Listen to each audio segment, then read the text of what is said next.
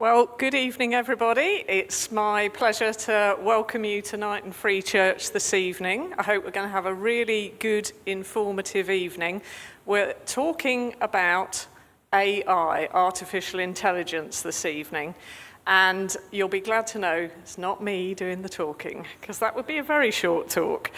But before we start, I wondered if we could take a little straw poll, so just hands up. Put your hand up if, broadly speaking, overall, at this point in time, you are quite optimistic about what the future of AI will be. Hands up if you are broadly optimistic, let's say in the next 5 to 10 years. Okay. Thank you. Probably about a third. Put your hand up if you are broadly worried about what the impacts of AI... Oh, okay, clear majority. Thank you. Okay, so we're starting off from a negative point of view. And my third and final question is, just very much more specifically, would you, at this point in time, be happy to get into a driverless taxi? Anybody? A few, yes. Okay, we have a few. Right, well, that pegs where we're starting from. So this evening is a great joy to welcome Dr. David Glass, who's come over from Northern Ireland to speak to us on the issue of AI, and as it advances, really, what is the point of us anymore in the world? Dr. Glass is going to speak to us for 25 minutes or so, and we have an app. You will see a QR code on your tables for an app called Slido. There's also a screen up behind me. If QR codes are not your thing and you don't know how to get onto Slido, please don't come and ask me. But we will have a break at the end of the talk, and if you're having problems, I'm related to somebody who can help you. It's not my husband. I know you'll be shocked about that. It is my son. So just shout out if you need some help. There'll be others who can help you as well. But what we'd like you to do, please, is think of what your questions will be for Dr. Glass, so that at the end of his talk, we'll have a 10-minute break for some refreshments, for you to type your questions in if you want to. Then we'll come back and we'll have around about half an hour of Q&A. With Jake. So your questions will be entered. Jake will be sifting through them and sorting out the ones that he wants to ask and editing them. And hopefully that will be very useful. If you are completely against the idea of using an app to ask your questions, it's okay. For people without a phone in the room, we will have a roving mic. So if you just want to do it in the old-fashioned way, you can still do that. But can we please now welcome Dr. Glass to the stage to come and speak to us. Thank you.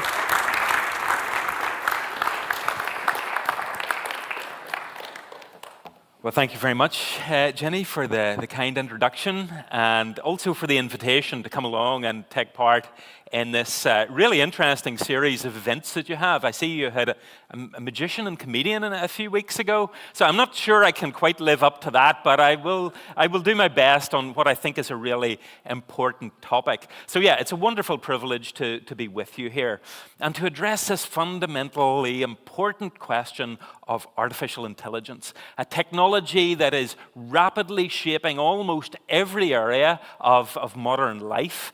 And raising, I think, some very important questions. For the first time in human history, we have created a technology that, at least in some ways, appears to be capable of something akin to human intelligence. And whatever way you look at that, that is going to, I think, have profound implications for life in the 21st century. So to start off, I would like to get the views of two of the two leading figures in this area. If I can get my slides to work, there we go. So the first one is Sir Demis Hassabis, the founder of Google DeepMind. He has won the Nobel Prize in 2024, the Nobel Prize for Chemistry, for his work in AI or machine learning. I'll use those terms interchangeably. And here's what he has to say. He says that if everything goes well, then we should be in an era of radical abundance, a kind of golden era. AGI, that's artificial general intelligence, I'll come back to that later, can solve what I call root node problems in the world, curing terrible diseases, much healthier and longer lifespans, finding new energy sources. If that all happens, then it should be an era of maximum human flourishing where we travel to the stars and colonize the galaxy. I think that will begin to happen in 2030. Now, I'm not sure exactly which bits he thinks will begin to happen in 2030, whether we'll be colonizing the galaxy, but this is clearly a very optimistic outlook. An era of radical abundance. Okay. But let's consider now another Nobel Prize winner, again from 2024 for the Nobel Prize in Physics. Now, this is interesting in and of itself, isn't it? Because here we have Nobel Prizes in physics and chemistry being awarded for work in AI. And it shows you the impact of the technology within science, not just within computer science and technology. And he says that the situation we're in now is that most of the experts in the field think that sometime within probably the next 20 years, we're going to develop AIs that are smarter than people. And that's a very scary thought. He has estimated that there's a 10 to 20% chance that AI will lead to human extinction within the next 3 decades. So, which is it? An era of radical abundance for human flourishing or potential human extinction? Well, I don't know. I suspect the truth is going to lie somewhere in between those. I sort of hope it is. But you can see the stakes are high. And these are very important thinkers who are addressing both the benefits and the concerns about this technology. So what is AI? Let's begin to think about that first of all. Well, basically, in short, if you use one of these devices, you're using AI almost all of the time. If you do a Google search, then what's happening is that text that you put in is being, it's AI that is being used to process that text. It's getting data from out there on the internet. It's then ranking that and doing it in a way that is relevant to you so that you see relevant information in your search results. Or if you use Google Maps, which we all do, even when we don't need to. Do you find yourself doing this? You know exactly where you're going, but you still put on Google Maps. So what it's doing is it's using AI to get us to our destinations in an optimal way. It's searching through the different possibilities. It's also drawing on data, historical data, about our journey, but also data from other drivers, other people who are out using their apps on the road, and so it's able to detect where there are traffic jams and so forth, and able to direct us in the right way. Now, of course, we might think of robots as being the more obvious example of AI, and of course, if you're familiar with the movies, that's what you would think of as soon as you think of AI. Quite often, it's evil robots who are trying to take over the world, and then the human protagonist who is out to defeat the robots and save humanity. Fortunately, I don't think we're quite at that stage. Certainly, I don't think any of my colleagues are working on AI to try to take over the world or something like that. But robotics, very much part of it. And really, what they can do now, really impressive. You can go and look this up on YouTube, Boston Dynamics, for example, and find out about some of the latest developments. Or we go online and purchase products and watch movies, and then we get recommendations. Oh, you've watched this, you'd also like this. That's AI again at work. And of course, there's ChatGPT and the other large language models. And they have really transformed the landscape in terms of what is possible in a way that many of us just didn't think was going to be possible at all. And so they can do things that, they can write essays, they can write poetry, certainly much, much better than I could, and do all sorts of things that are really very impressive. And this was a big challenge for AI in terms of processing language. And now that has essentially been solved. So really impressive developments. And roughly speaking, I would say that AI, it's a computer program. It's not necessarily a physical device, it's a computer program that is solving some problem that would usually require human intelligence. That's a way of summing up what AI is. And in most cases, well, what we're talking about at the moment, what we've got is called narrow AI. It's designed for solving particular problems. It might be for playing chess. It might be for controlling that driverless car that 3 or 4 of you would be quite happy to sit in. Or it could be for diagnosing disease or processing images to assist radiographers, for example. So it's solving a particular problem. But many of the world's leading AI companies are now trying to develop this AGI, this artificial general intelligence, to solve a whole range of problems similar to humans. We'd be talking about human-level intelligence. Now, before I go on, there are concerns, and it was interesting getting people's initial thoughts about this. There certainly are concerns about this technology, and I will talk about those, but I also want to highlight the benefits. I work in this area, and the benefits are enormous in various areas. Many of my colleagues working in medicine or healthcare, the work that Demis Hassabis has done, that won him that Nobel Prize in chemistry, this is on predicting protein structure. And this could have enormous benefits for understanding disease and for drug discovery. So huge benefits here. And in many other areas as well, in agriculture, in other areas of science, business, and finance. And I'm sure many of you could give examples of how it's being used productively, perhaps in your day-to-day work. And so I think we all know there is great potential in this technology. What I would like to do this evening for the rest of the time is to think about 3 big questions, if you like, that AI, I think, is raising for the modern world and for how we think about the technology. First of all, there's a question about how it relates to us. Who are we? And really, is AI something like human intelligence? Is it genuinely intelligent? Could it have a mind or even be conscious? And where does that leave us? Okay, so that's one question. Who are we? The second one is, in light of all the ethical and social issues that the technology is raising, how should we live in the age of AI? And the third one, about the future, and this is the more speculative end of it, but what's our hope for the future? In fact, is there a hope for the future, or could it lead to human extinction? So really big questions. I'm not sure if I can address all of these in the remaining 16 minutes or so that I've got this evening. But these are questions that philosophers have been asking for thousands of years, and AI is now raising them in, I think, a really interesting and important way. So let's get going into them and think about them in turn. So AI and humanity, who are we?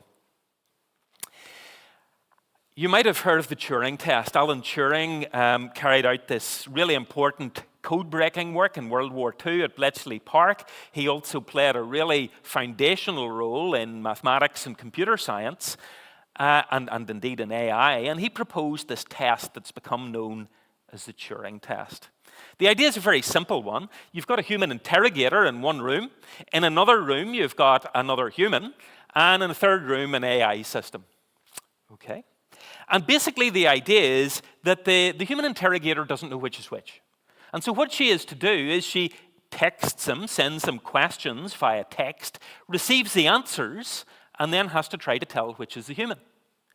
And the basic idea of the Turing test, roughly speaking, is that if the human interrogator can't reliably distinguish between the human and the machine is said to have passed the Turing test and hence be intelligent.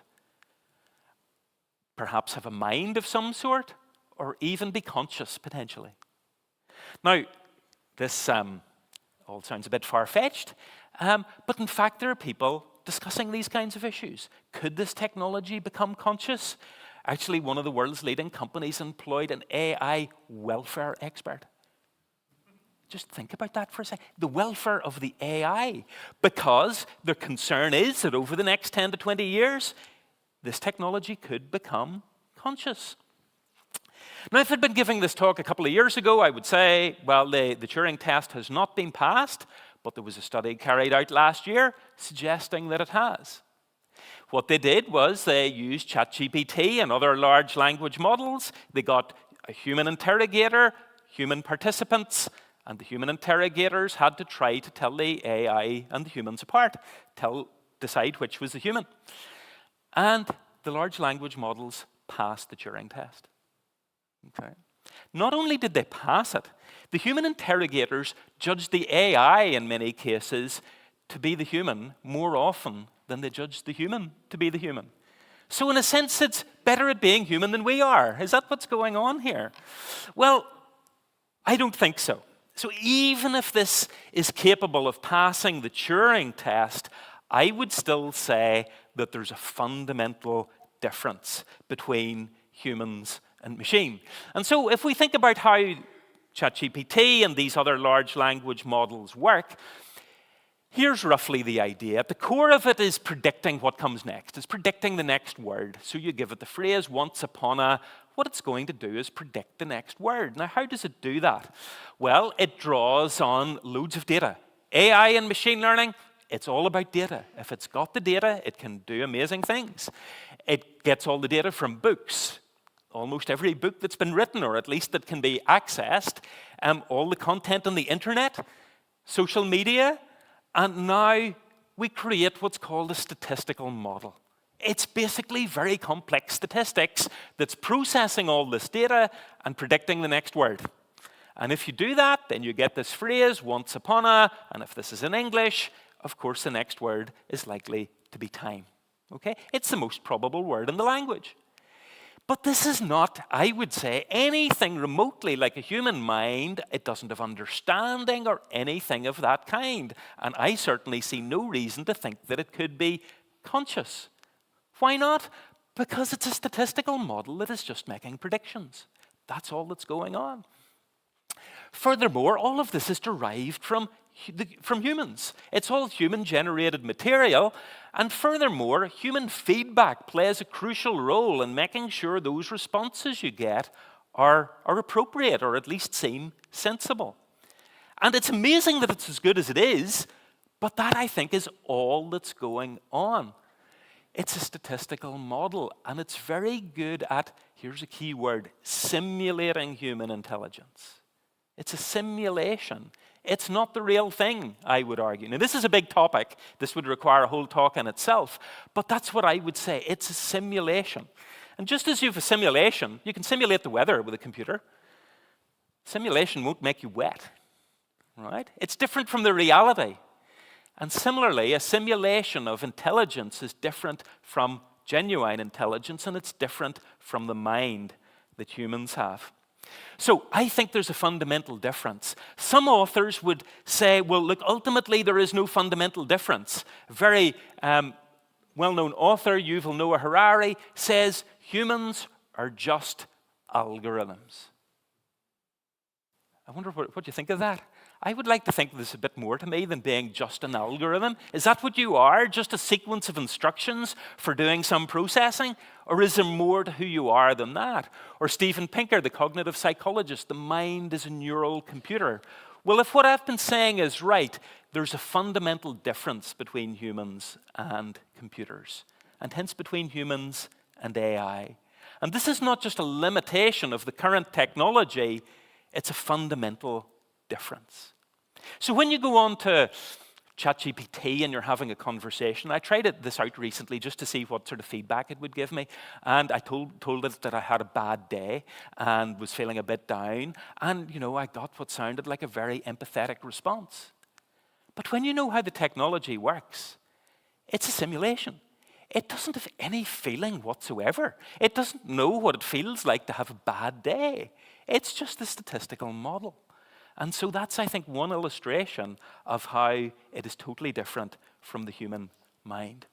Well, let's go on quickly to our second area about the ethical issues. And here I just want to touch on some of these very briefly, because it's raising all sorts of issues. Let's take work, for example. Is AI going to take all our jobs? This is one of the concerns some of my students have now. Should I be doing computer science? Will there be any jobs? Well, I think the answer is yes, there will, at least for the moment, and I certainly hope there'll still be jobs for people to teach computer science.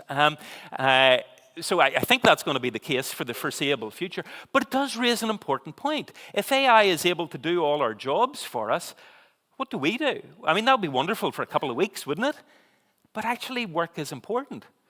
And if machines are doing all the work, who's going to pay us? What use are we? What's the point of us to ask our question for this evening if machines do all the work? Now, I don't want to say that work is the meaning of life, but it is important, isn't it? For people who are able and have the opportunity to do it, work is a good thing and it can provide fulfillment. Or let's take the use of AI chatbots. Sam Altman, the CEO of OpenAI, was asked about how the technology was being used.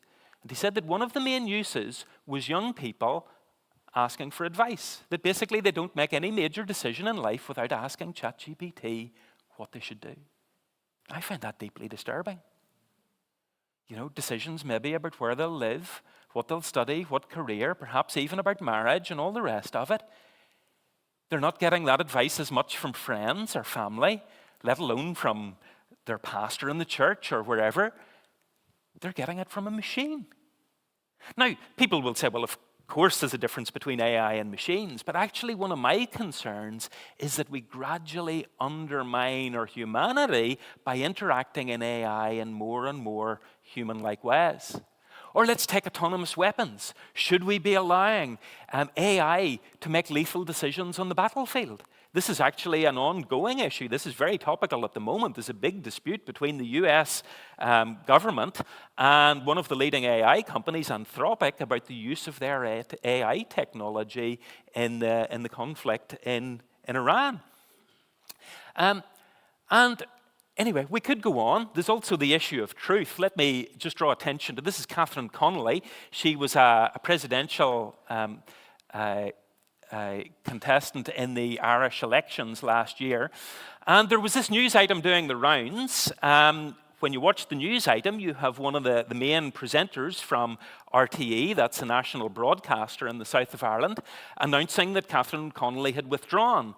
Then it goes to one of the reporters who provides more detail. Then there's footage of Catherine Connolly announcing her withdrawal, except it didn't happen. All a deep fake.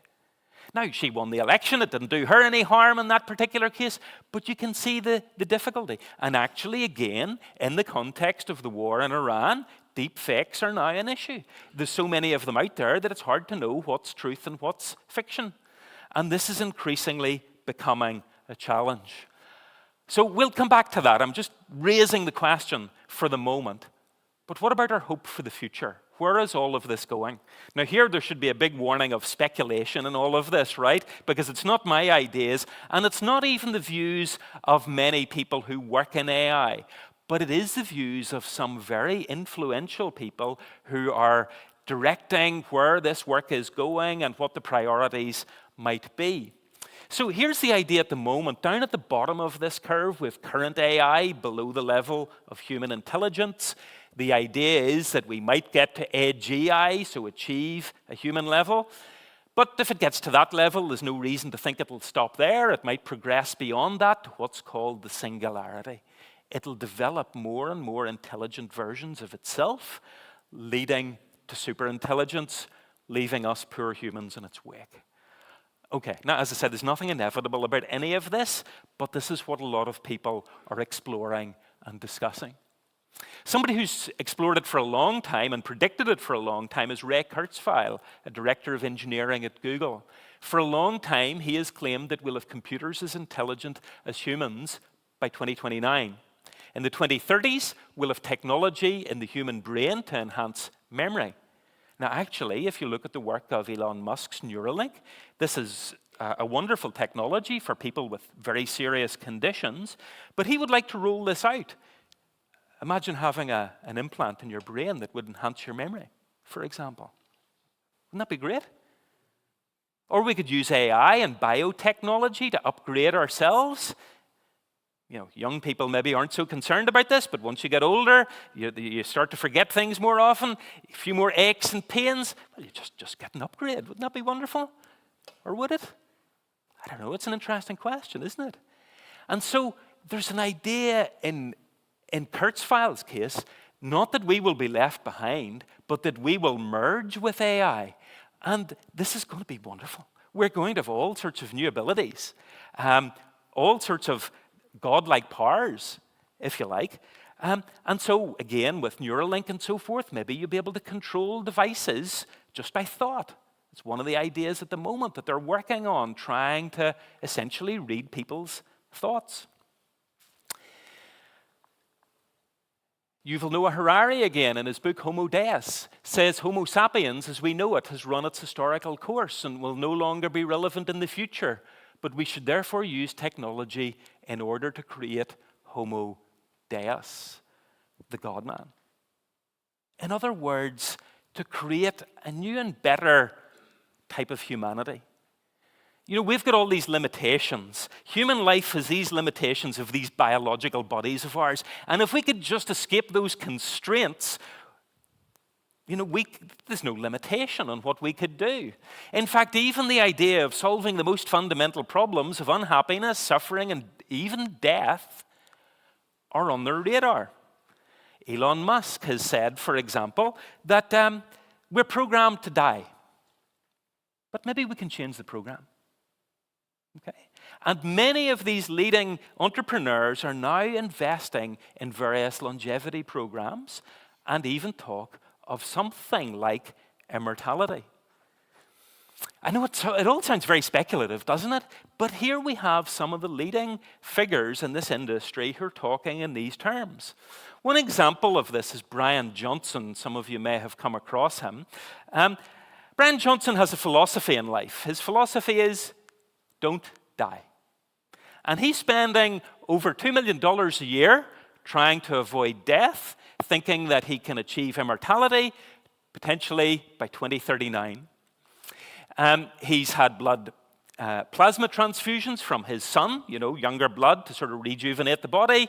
I think that hasn't worked, so he has stopped doing that, but he's tracked by thousands of biomarkers, you know, for his heart rate and blood pressure and all the rest of it.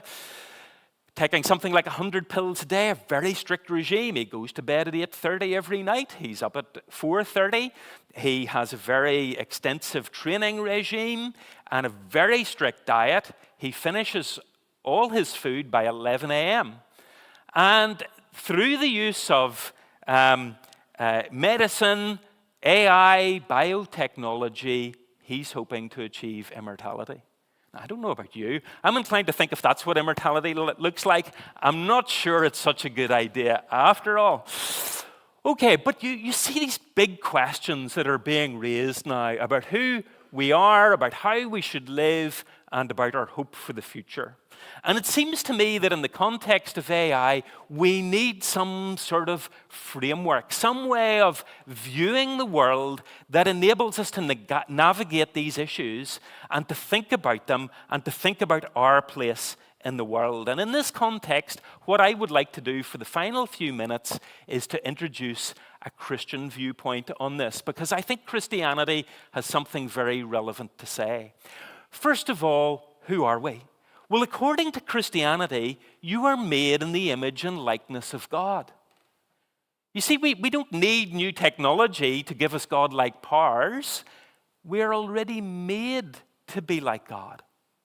Now, not in the sense of that these people mean, rather, we are made to be like God as personal beings who can have a relationship with God. And theologians have debated for hundreds of years as to what exactly this means. But it at least means that we're unique. Nothing else in all creation is said to be made in the image of God. Furthermore, this is universal. It applies to all people everywhere, all throughout history. Humans are made in the image of God.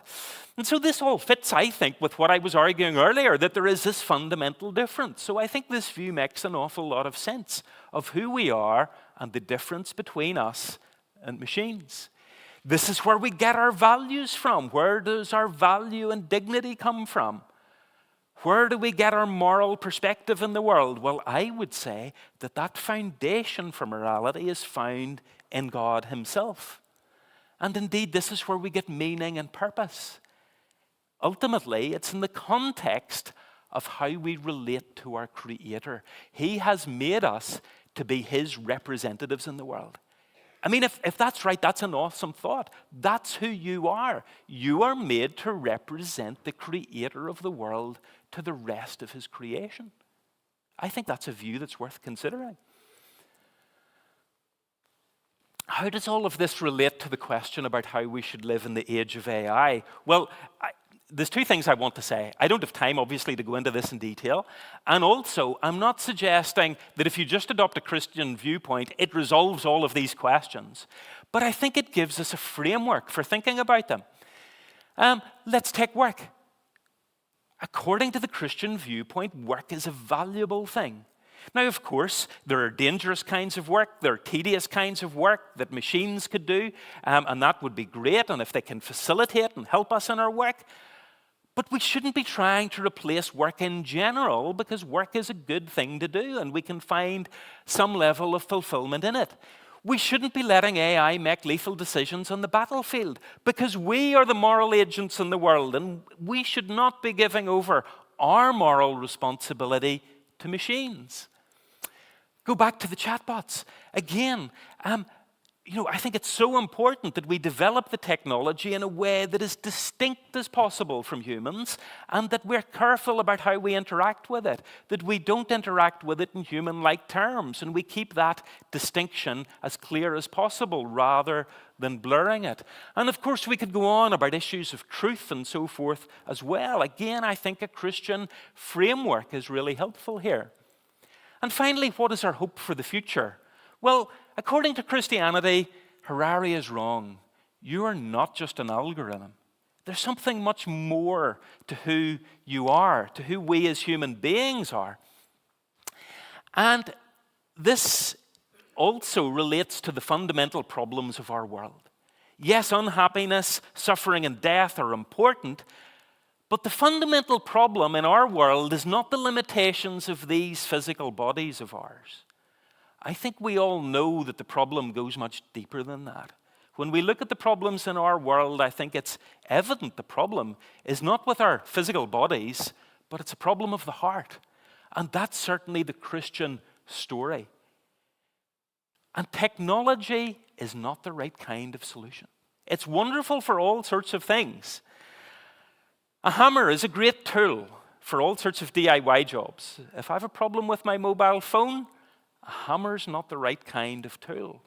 And technology is great for all kinds of things, but not for solving our fundamental human problems.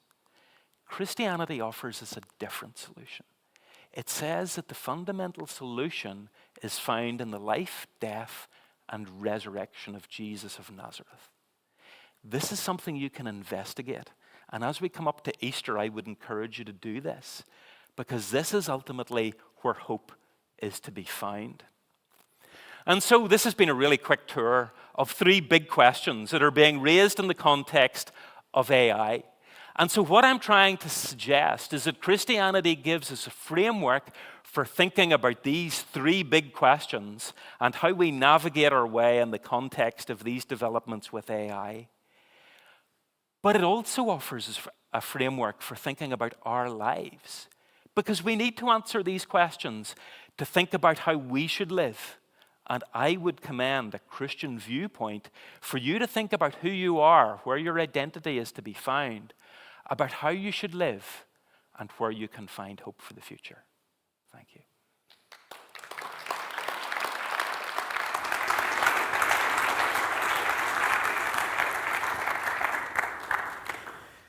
In all the conversations that I have had about AI, they always end with a massive question mark, because me or whoever else is in that conversation, we don't have the answers. Tonight, we've got somebody qualified here, so isn't that amazing? So we're going to have a short break now for about 10 minutes, where you can think of your questions, send them on Slido, or alert one of us in the Q&A session so we can bring you a microphone. There are drinks and refreshments out in the lobby. If you need a toilet break, the toilets are through the door behind me and around to your right. But we'll meet back again in about 10 minutes, and Jake is going to sift through the questions that will be flooding in the next 10 minutes. Thank you very much.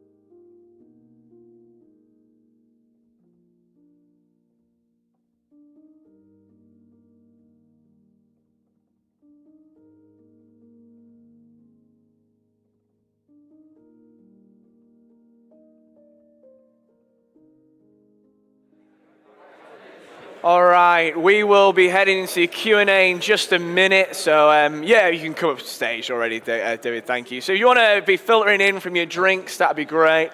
And we will crack on. Okay, great. And as Jenny already said, if you don't want to send in a question using Slido, or you're a bit fed up with the questions that I've been picking and yours has been picked, well, there's a roving microphone, so you can stick your hand up. And Joseph, wave your hand. Joseph will be running around the room and up the stairs to give you the microphone, and you can ask any question. At the beginning of the night, it might have sounded like I was answering the questions. I'm not, let me assure you, and it is going to be David who'll be giving his viewpoint on these questions. But it has I'm been more than happy for you to answer some of the questions. Great, yeah. Jake, if you wish. Well, I'm leaving soon, so. Oh, great. That was a really good talk. Thank you so much for that. And your question, like we said, might not be answered, but David will be around for a little bit longer tonight, and you can ask him more questions then. And just to highlight, we will be running over a bit longer to about 8:15 tonight, just so you know. Great. Well, a question we often have in our household, which is battered around, is should we say please and thank you to AI when we're using it? What do you think about that? Yeah, I've discovered that this is quite a contentious issue in certain households, and so I do need to be a little bit sensitive. I mean, I think I'll just come out and state my answer and then qualify it. No, I don't think we should. I can understand the reason why we might want to, because there is a danger that by not saying please and thank you, we develop habits that we then apply to other people, and we maybe display these habits to our children, for example, growing up. But the reason that I don't, when I am asking questions or prompting ChatGPT that I don't say please and thank you, is it's a deliberate strategy to remember that this is a machine. This is not a person I'm dealing with. And I think that's important. I think it's important that we don't blur the distinction. Now, I don't think this is the worst crime that you've ever committed if you say please and thank you, but that's my reason for not doing so. And it's part of a more general principle, I suppose. What I'm concerned about is that as we interact with the technology in more and more human-like ways, and that's already happening. I mentioned about how young people are interacting with it, and I don't think it's just young people, by the way, in terms of many of the decisions that we make in life, how we interact with it, and how we're going to interact with the technology, it's going to be in increasingly human-like ways. And I want to resist that. I want to say, no, we need to make sure that we keep this distinction as clear as possible. This is technology. This is a machine we're interacting with. It's not a person. Do you have any tips or advice to give to, I guess, not just young people today, but to everyone, on how we can best use AI and not fall into this trap of it becoming another, human-like partner in our lives? Yeah. I think this is something we all need to think about, and it's not just the people who work in the technology, the experts. It shouldn't be just the experts who are making these judgments. I think one of the things that I would encourage, though, would be to be critical in our use of AI. I think we need to recognize what it's good for and what it's not good for, what its limitations are. What ways we can use it that will enhance our lives and support us. And there are many ways that it can do that. I mean, there are many contexts in work where we can be more productive through the use of technology and through the use of AI, even just for searching for information and processing that information. AI can be very helpful, or for summarizing information. And so there are many ways in which it can be very helpful. But then there's also this other strand where we move over to treating it in these more human-like ways. And we're already aware of the dangers of this with social media. I mean, this is something, the American psychologist Jonathan Haidt has written about this, the anxious generation. We now know about the impact that it's had on people's mental health.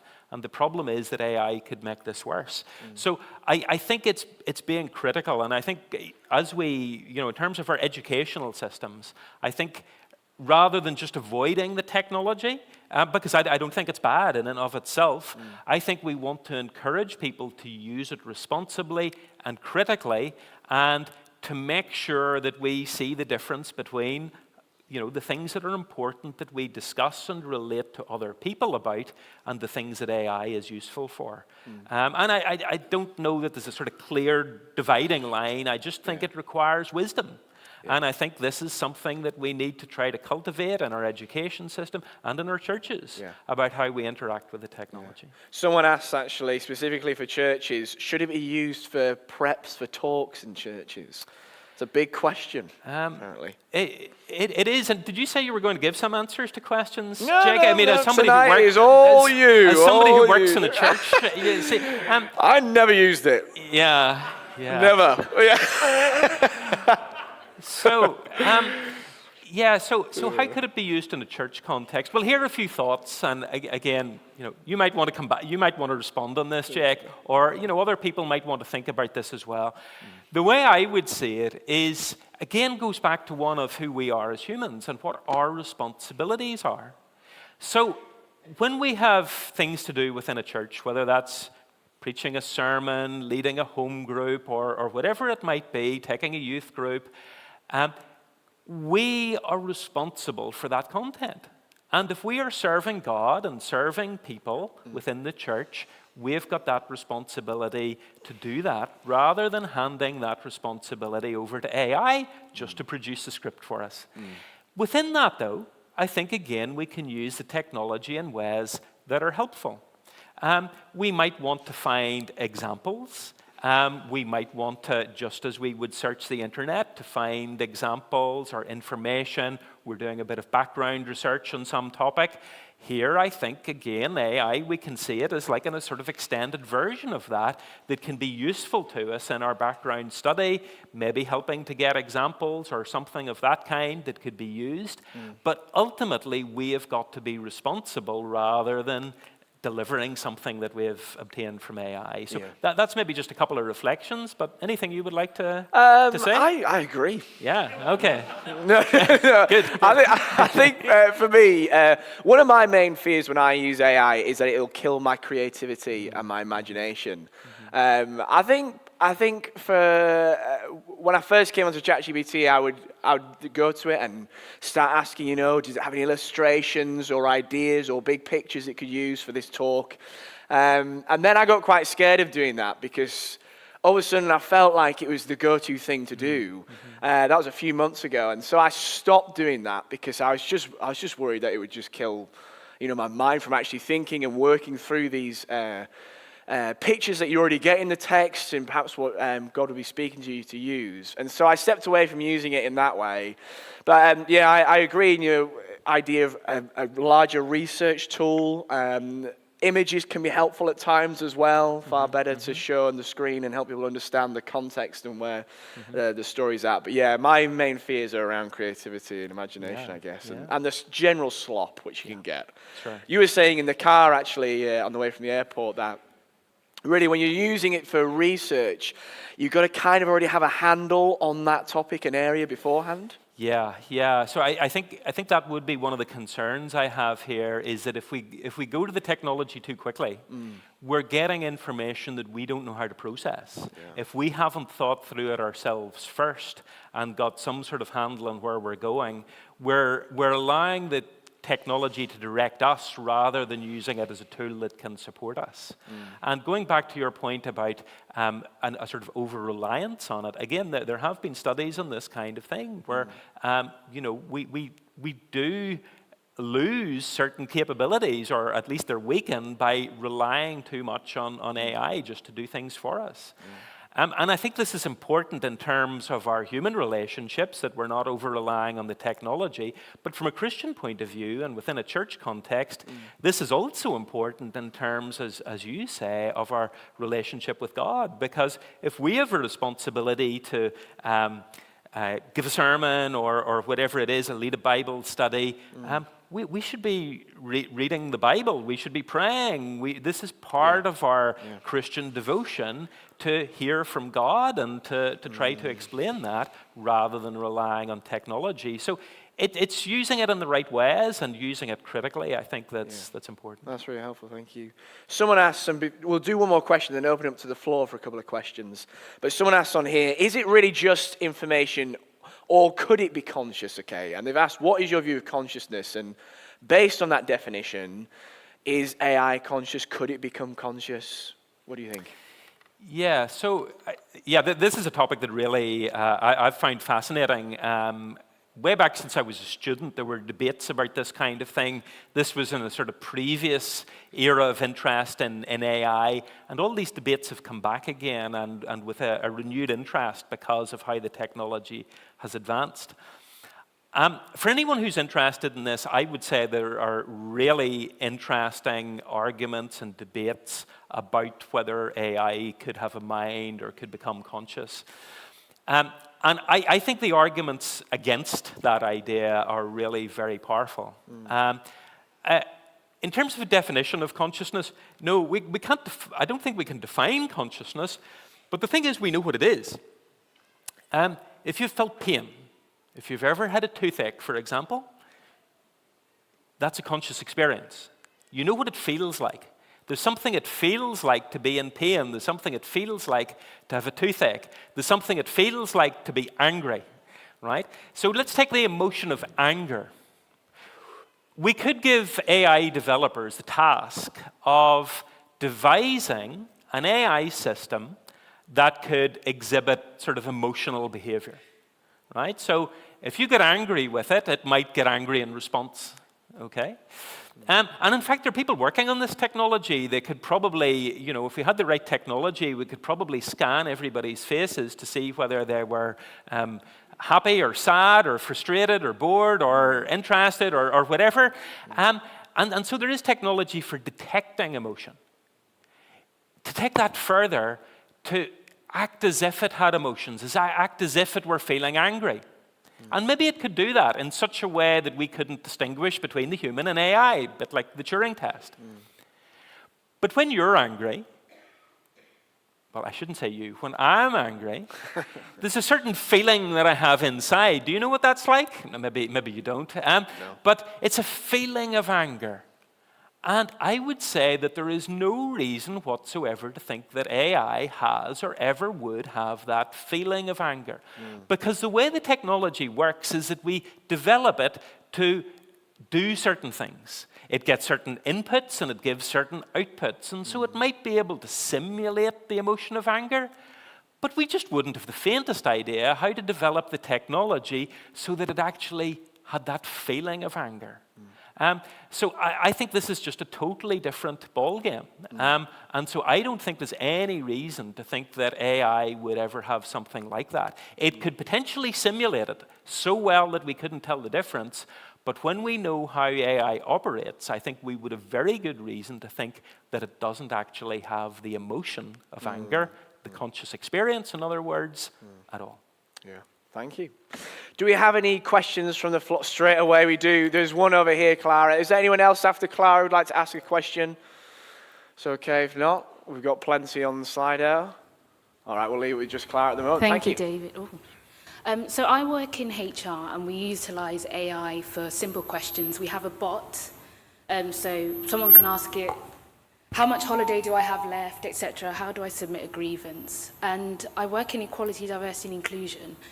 And we see a lot of human bias in decision making, and AI can be positive in eliminating that bias and having a, objective view. So what's your opinion on that? Because I have seen the positives in a work context. Yeah, thank you. Yeah, that's a really interesting question. Yeah, and certainly I think there are loads of benefits, right? So again, I know there might be a danger here that we just highlight concerns, but going back to my earlier slide, I think there are a lot of benefits if the technology is used wisely. And you've given an example where that could be the case, where we're using it to avoid certain human biases. Now, one of the things, and this is not to undermine your point, which I fully accept, but one of the things in general that I didn't highlight in terms of a concern of AI is that the AI can also have biases. Not because of something wrong with AI in and of itself, but AI is only as good as the data that we give it. It's all based on human data. And so if and there's well-known examples of this, biases in terms of gender and ethnicity and so forth, and it's because we have given it biased data in the first place that it then exhibits biases.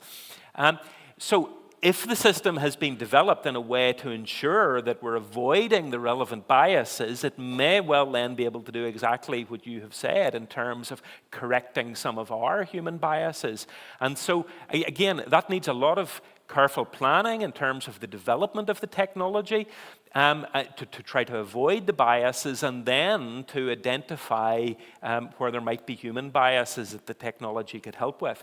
But notice in that whole process, it's humans who need to be involved the whole way through. Humans need to be working on the data that's been used to train the AI system.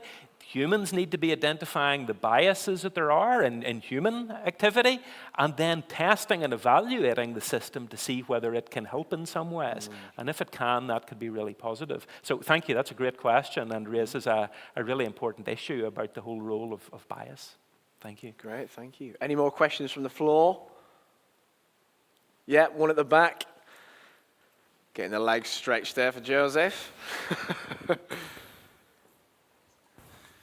Hello.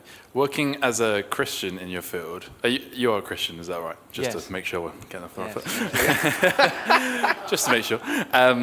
Have you found there's any kind of difficulties with colleagues, or maybe is your viewpoint different to some of the other people in your field? What does that look like? Yeah, thank you. That's an interesting question. What I generally find is that people are very sympathetic to a lot of the issues in general. Now, they may not go with the Christian framework that I've presented, but we were talking about this just during the break there, actually, that I think for many people, this Christian viewpoint actually resonates with their views about AI. So I think for many people, there is this fundamental sense that, no, there is a difference between humans and AI. No matter how good this AI becomes in terms of maybe simulating intelligence, ultimately it is just the statistical model. It doesn't have emotion, it doesn't have consciousness, it doesn't have a mind. There is this fundamental difference. One of the challenges, I suppose, I would say is, if you're coming at this from a purely naturalistic perspective, well, why not? What is the difference? Ultimately, we are just physical entities. Could a machine not exhibit the same kinds of mental states as we do? So actually, I think this viewpoint does resonate with a lot of people. And of course, on the ethical issues, when we think about the social and ethical issues being raised by AI, then again, people may not necessarily go along with the Christian viewpoint and that I've been offering, but again, they recognize a lot of those issues, and there is common ground that we can explore here about the dignity of humanity and about how we don't give our responsibility to machines. So, no, I haven't found there to be a problem. I've found there actually to be quite a lot of resonance here. And on the last issue about the future of humanity, I did say that a lot of this material about where this is going is very speculative. So again, when I highlight skepticism around this, most colleagues agree with me about that. They're certainly not worried about AI taking over the world. Actually, one of the ways I would see it is there is a concern here, but it's not with AI. What I'm scared about is not AI, it's humans. It's what we can do with the technology. That's what worries me and worries many other people as well. So they're not afraid of it taking over the whole world? No. Yeah. That is good. That's a relief. Because Yeah. I often hear that they are. well- I don't know if it's just me, but I hear that all the time. Yeah. So this is an interesting question as to just who is thinking this and who's Yeah. not. Speaking of colleagues, for example, and many people, I don't think this is their biggest concern, that it's going to take over the world. But there are people like Geoffrey Hinton, who is a leading expert in this, who is concerned about this. Now, again, I suspect a lot of this concern is with us failing in our responsibilities to let the technology get out of control, or for the technology to be abused by other humans. And so I think that's where the concern lies. So you do get this concern being raised more generally, but for a lot of people, their concerns are more about the ethical issues that it's raising here and now. Let's go back to the issue of bias, for example, or the issue about work or autonomous vehicles. These are the sort of pressing current issues. Yeah, that's right. That's good. Someone asked actually a very good question. They said, if the idea of transhuman is realized, what impact would that have on sin and immortality? For example, what if AI allowed us to remove sin from humanity? So if the big fear is, humans, is it possible that we can merge with machines and get rid of this major problem with humanity as you see it? Great question. So I think one of the concerns I have here about thinking that we could, in the context of transhumanism, this is sort of the idea that I was referring to in some authors, where they're looking to the use of AI and other technologies, biotechnology, for example, to enhance humanity. And so the question here is thinking about this from a Christian context, if I'm getting it right, and please jump in, Jake, if I'm not, that could be used to sort of not only enhance our kind of physical capabilities, but to enhance us morally and to perhaps remove sin and the problems that we see in humanity. And my view is I think there's a real problem with looking to technology for a solution to that problem. And the problem is this: technology is a human production. It's something that we develop, that we devise. So my concern here is, who is going to devise this technology that is going to make us better? What is their framework? I mean, I've offered a framework for thinking about AI and for how we should develop this technology to address these big questions. But if in society we're going to develop the technology to make us better, whose definition of better is this? And what are our standards here? So I really don't think that technology is the answer to these fundamental questions. I think technology is wonderful if we recognize its limitations and what it's good for. But I think when it comes to our moral character, I don't think there are any shortcuts. I mean, it would be wonderful if there were. If you could just get an implant that would transform your moral character. But that's not how morality works. Morality is something that is very deep-rooted within who we are, that we're responsible for, and I don't think technology can enable us to devise shortcuts around that. And I think the history of humanity sort of bears this out. We can develop all sorts of political and scientific schemes and so forth. And certainly from a biblical point of view, the idea that we can use technology to solve our fundamental problems leads to disaster, I would say. But really interesting question. And so you kind of pushed that towards the end. You were saying the solution really is found in this person, Jesus. So why, and this can be personally as well, why have you found that Jesus is the real solution rather than technology? So I think when we look at what our fundamental problems are, the fundamental problems for humanity are moral. It's not a limitation of our physical bodies, for example. If it's just about a limitation of our physical bodies, maybe we can use technology to improve things, to make things better in some respects. But when it's a fundamental moral problem, I think it goes much deeper, and we need a different kind of solution. So in a sense, some of these authors they're identifying the problem all right. There are these problems with who we are, but ultimately I think they go in the wrong direction in terms of the solution. And the reason here, I think, is something we kind of know ourselves. We know what the problem is.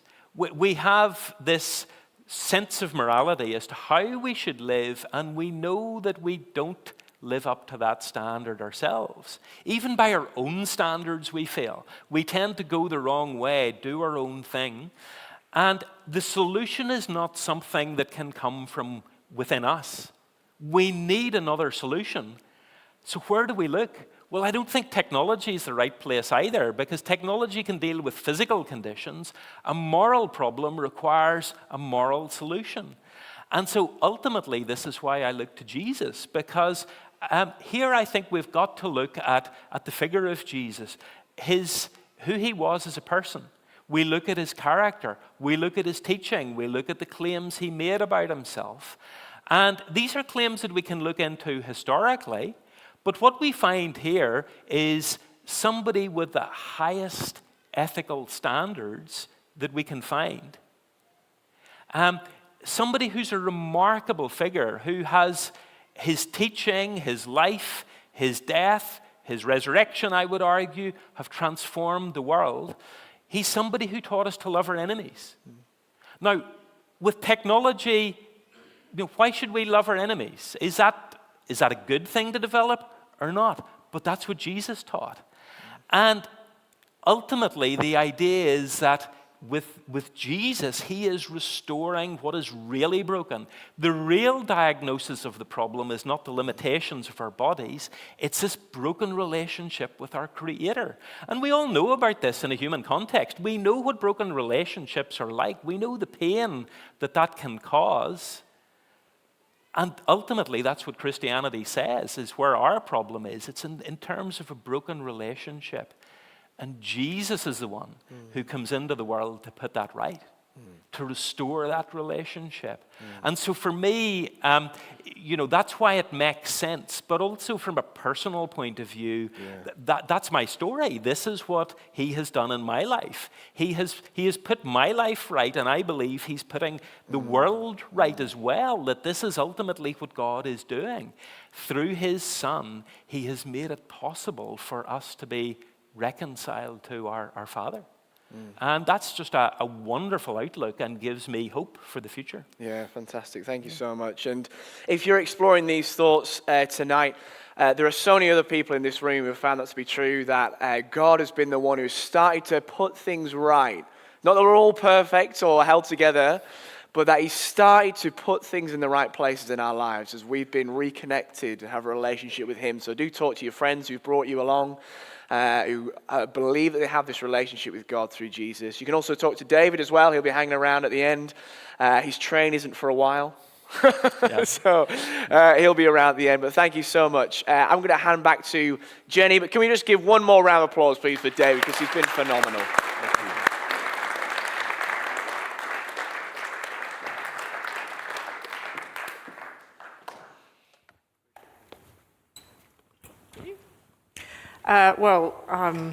My mind is blown.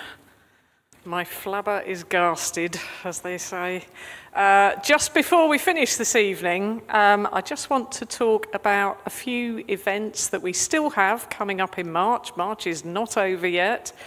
And point out a couple of resources that you might be interested in. So the first one I'm going to talk about is, a couple of events for ladies. First of all, on Thursday night this week, there is a dumpling making evening. If you would like to know more, there are flyers out in the lobby. Pick one of those up. You can book online using the QR code, which is up behind me now. It's going to be a great evening, lots of fun, and some questionable looking dumplings by the end of it, I'm sure.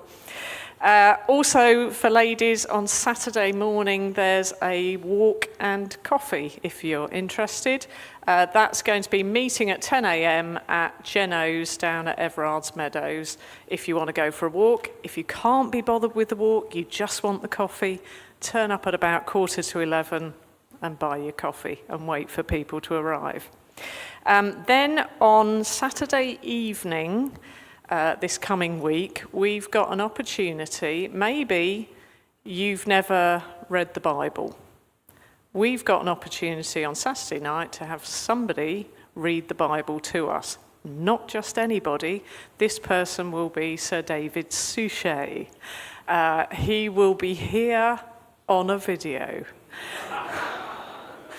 But let me assure you, it's going to be a lovely evening. He has the loveliest reading voice. He's going to read the whole Gospel of Mark, which will take about 2 hours.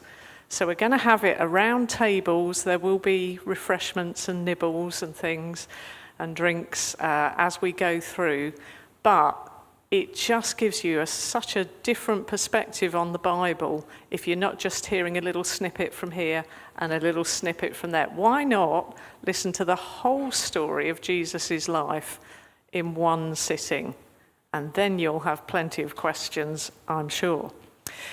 Next Sunday at 7 p.m, we'll be meeting back in here, and Jeron Lodder will be coming to talk to us about why Christians believe that our faith in Jesus is good news for the whole world. You may well have questions not just about AI, but about the whole scenario of whether belief is a rational thing, something for you, could it be true, and so on.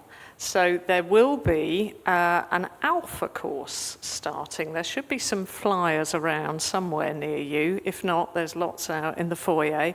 If you're at all interested, anything at all that you would like to ask, then this is a great opportunity for you to come along and air those questions and try and find some answers, work through it, maybe give yourself a bit of homework to take away and find out about. Finally, before we finish, there's some resources on the table out in the lobby. I'm going to go through them in order of the amount of time you have available. 10 minutes? This one. Something missing. You can spare 10 minutes to read a booklet that long. If you have a little bit longer, there's this little gem of a book, Is Easter Unbelievable? It asks some really good questions in it. So take that and have a little read of it and see what you think. If you've got a bit more time, we have a book by Michael Ots called Making Sense of Life, which just takes about a dozen or so questions that you might be asking and seeks to answer them with a short chapter for each one. And finally, if you've never had one before, we've got free copies of the Bible, which we believe to be God's own word. Why don't you find out if it could be? Please take a copy if you haven't got one. We would be delighted for you to have it.